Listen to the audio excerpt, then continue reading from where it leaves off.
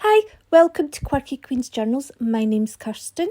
So this water that I'm spattering over these watercolour paper A6 size sheets is, I was glazing with phthalo blue fluid acrylic paint earlier on, and when I put the brush in the bucket of water, that's the colour the water turned, and I thought, let's start with that. So then I've pulled out this dark blue soft pastel, and I'm doing quite defined lines. I'm kind of thinking about where I'm ending them, but I'm purposely trying to not create a shape with them, which is easier said than done. So I'm making some arty postcards today, in an abstract style, obviously. So this is a light yellow oil pastel, and again I'm making these shapes, but they're not closed over, or if they do, they loop. I'm just trying different approaches to see how that helps with the abstract. I'm going for a more minimalist approach here. So this is a pale pink watercolour from the Art Nouveau Kuretake set, and you can see how it interacts with the dark blue soft pastel, which I quite like. And I'm actually using a paintbrush, a proper paintbrush that you use in the walls.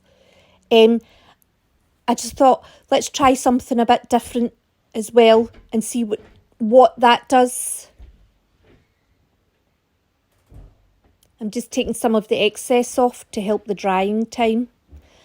Now, I'm trying to be more conscious of turning them around so that I'm looking at them from different angles and in different places, because obviously they're all sitting next to each other. I'm just trying to do everything I can to try and see them a bit differently. So what I'm doing here is, this is a kind of dusky pink. I will put a full supply list in the description box. So I'm finding an area that is closed off by the pastel and the soft pastel, and I'm just painting inside that.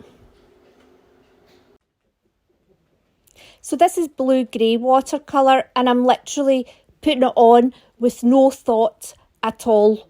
I'm trying to get the mixture of strokes where some are a bit more flamboyant and carefree, and other ones that are a bit more structured.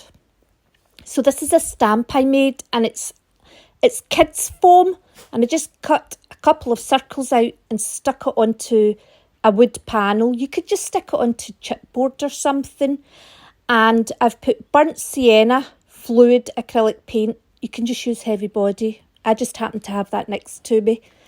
And I've stamped in that, and then I'm putting it onto the sheets in a kind of carefree manner. Now, again, I'm doing the same with this kind of olive green soft pastel. So this is a dusky purple, and I'm mimicking what I did with the dusky pink, and I'm finding an area that's kind of blocked off. So this one didn't really have another area that was blocked off, so what I did was I filled in the gaps around the pink. Same with this one. So these are quick and easy, and it's really more about practicing the mark making and trying to make some nice art at the same time. So this is a full process video filmed in real time, but what I've done is I have removed the bits where I'm, changing the paint over, wetting the paintbrush.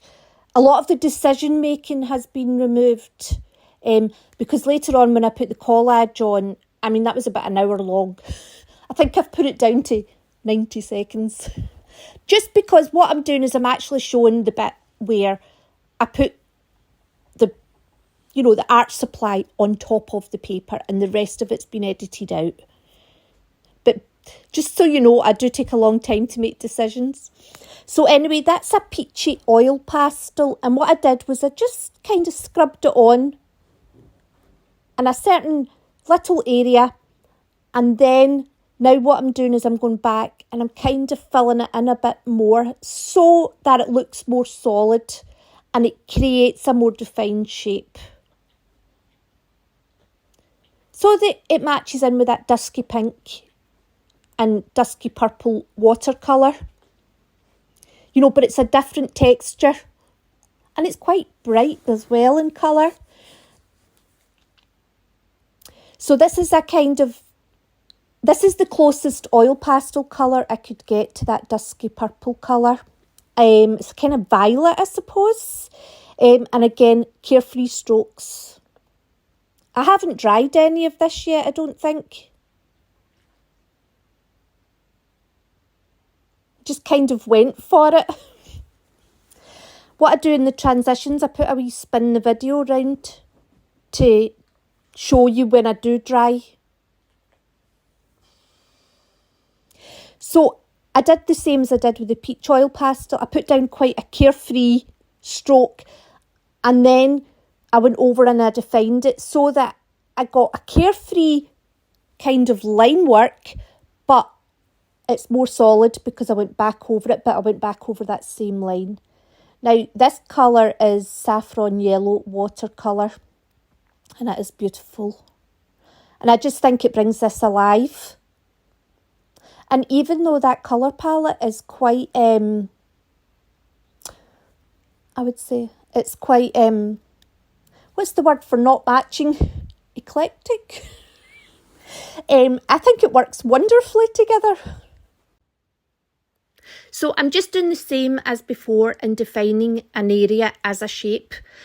I will say that I'm working very, very, very hard to keep white space because my urge is to cover the whole page and then regret not leaving white space. But I'm trying to think to myself, the goal of this is to give a fairly minimalist look to it. So these collage papers are some of the bits that I made in the last video using the palette paper as a sort of to print from, basically.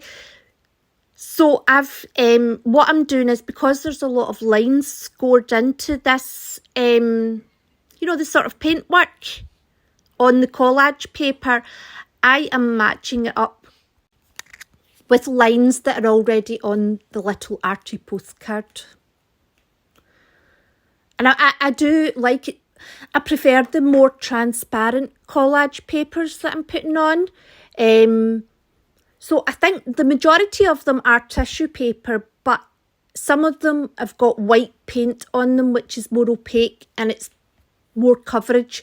So next time I'll be more aware that I preferred this more transparent paint on it, because I like how it shows what's underneath still.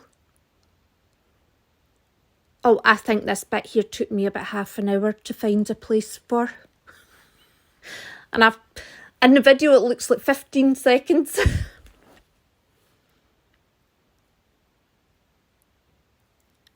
I do like the fact that, see the collage paper, I think the line work on the postcards is quite straight, but then we've got those circle stamps, but the line work on the collage paper is quite wonky and wiggly.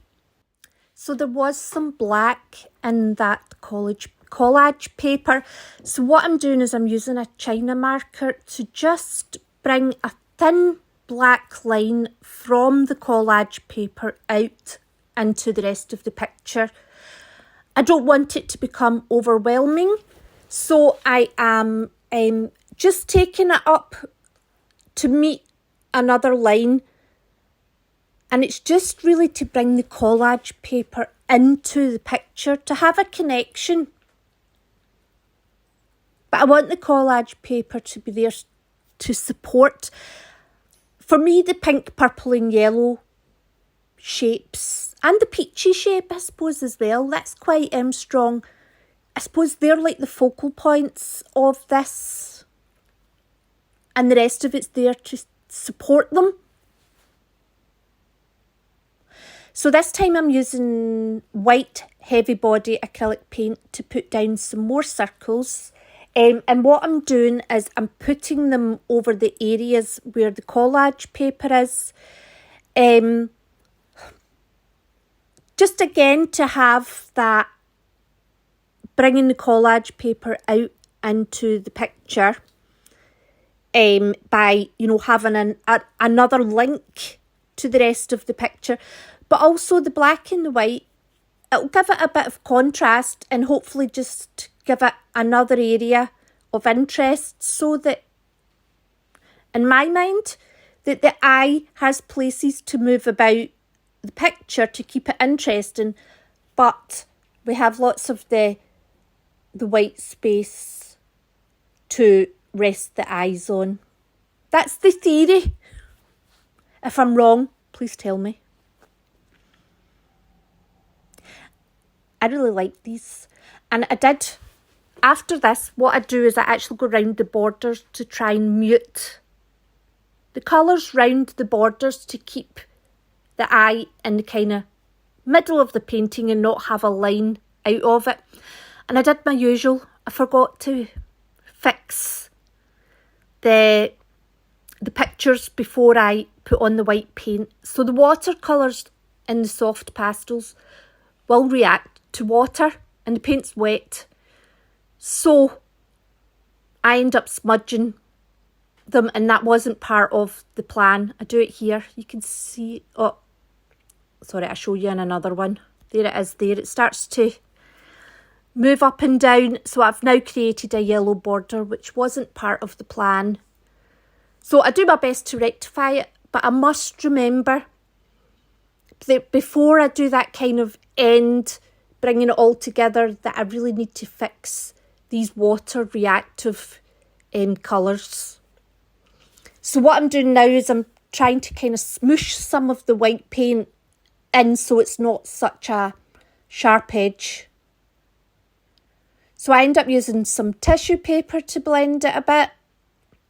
I just wish I hadn't done this, or I'd done it correctly where I had, you know, put a spray of fixative or even just hairspray on it.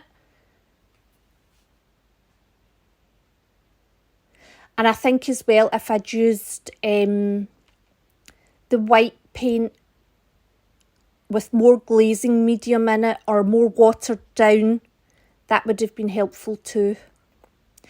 So here I do this, I scratch into it and I thought, oh, I really like this. And it's helped give me the blend between that white border and the yellow paint. And it's added a very nice area of interest. So this is them. And I'll show you a close-up of them all. My photographs always end up darker, but I don't filter anything. These are just as they are. So anyway, I hope you enjoyed and I hope to see you soon. And thanks very much for watching. There's 8 of them. It takes a while. Take care. Bye.